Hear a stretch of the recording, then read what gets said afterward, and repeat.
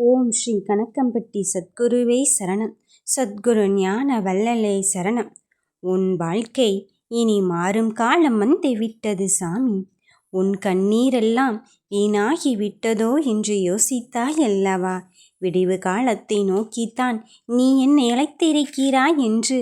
உனக்கான மாற்றத்தை தருவதற்குத்தான், ஒரு முடிவை தருவதற்குத்தான். நீ தீராதோ இந்த பிரச்சனை என்று கேட்ட விஷயத்தில் நல்லதொரு தீர்வை தருவதற்குத்தான் வந்திருக்கின்றேன். இலக்கை அடைவதில் மட்டும் மனம் உறுதியாக இருந்தால் அதை அடையும் மார்க்கமும் தெளிவாகத்தானே தெரியும்.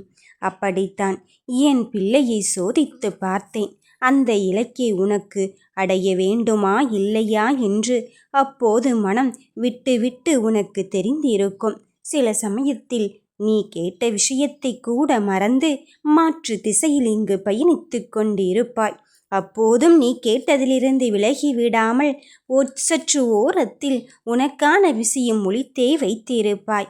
அது வேண்டுமா வேண்டாமா என்று நான் உன்னை சோதனை செய்து பார்த்ததில் நீ உறுதியாக அதை அடையும் மார்க்கத்தில் தெளிவாகவும் தைரியமாகவும் போராடியதனால் நான் அதை தருவது என்று உன்னை இங்கு தேடி வந்திருக்கின்றேன். உன்னை வீழ்த்தி பல பேரும் பல பயன்களை அடைந்து கொண்டிருக்கின்றார்கள். மிகப்பெரிய ஆயுதத்தை பயன்படுத்தி உன் மனதை உடைத்தே விடலாம் என்று அங்கு தெளிவாக யோசித்து உன்னை எப்படிப்பட்ட வார்த்தைகளால் புண்படுத்தி விடலாம் என்று அங்கு யோசித்து கொண்டிருக்கின்றார்கள். என் பிள்ளையே, ஒன்றை மட்டும் தெளிவாக புரிந்து கொள். உன் மனம் தெளிவாக இருந்தால்தான் உன்னை ஒருவராலும் வீழ்த்த முடியாது. தீராதோ என்று நினைத்த விஷயத்தை நினைத்து நீ வருத்தப்படாதே. அந்த ஒரு விஷயத்தை மனதில் நினைத்து மட்டும் நீ அவ்வளவு குழப்பம் அடைகிறாய். படுத்தாலும் தூக்கம் இல்லை, சாப்பிட்டாலும் ஜீரணம் இல்லை என்று சொல்லும் அளவிற்கு உன் மனப்பதற்றமும் குழப்பமும் உன்னை ஆட்கொண்டு இருக்கின்றது. சுற்றி இருப்பவர்கள் சொல்வதையெல்லாம் கேட்டுக்கொண்டு சில சமயம் தலையை ஆட்டிக்கொள்கிறாய்.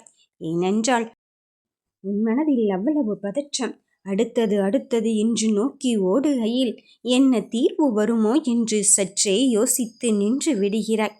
என் பிள்ளையே, அதையெல்லாம் விட்டு இந்த சாமி உனக்கான தீர்வை நோக்கித்தான் இப்பொழுது பயணிப்பதற்காக உன் கூடவே உன்னுள்ளே உன்னை வைத்து இயக்குவதற்கு உன் முடிவாகவே வந்திருக்கின்றேன். என் சாமி, சிறிய செயல்களில் உண்மையாக இருந்தால்தான் பெரிய செயல்களுக்கு அதிகாரியாக ஆகலாம். அதுபோலத்தான் உன் வாழ்க்கையின் சின்ன விஷயத்திற்கு நீ மதிப்பும் மரியாதையும் கொடு.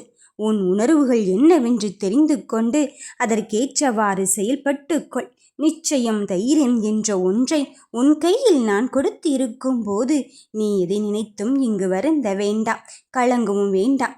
எந்த பிரச்சனை தீருமோ அந்த பிரச்சனையை தீர்த்து வைப்பதற்கு நானே இந்த கணக்கம்பெட்டியான் வந்து இருக்கும் போது இனி உனக்கு பாரமும் கிடையாது, பயமும் கிடையாது.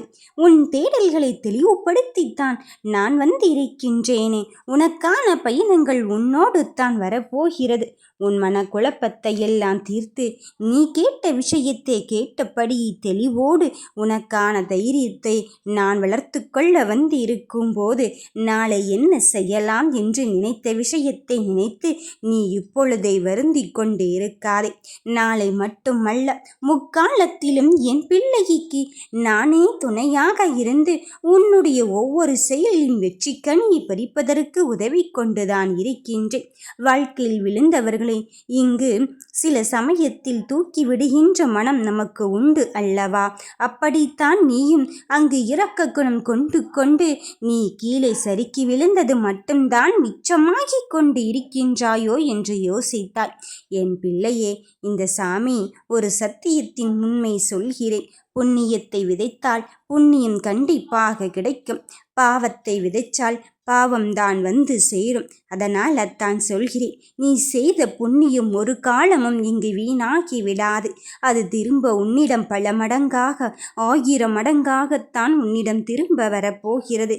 ஐயோ, நமக்கான புண்ணிய காலம் வரவில்லையோ என்று யோசிக்க வேண்டாம். புண்ணிய காலத்தை நோக்கி இந்த பயணத்தில் நீ வெற்றியை மட்டும்தான் அடையப் போகிறாய். உன் கூட உனக்காக நான் இருக்கும்போது நீ நினைப்பது போலத்தான் நிச்சயமாக உன் வாழ்க்கை மாறும்.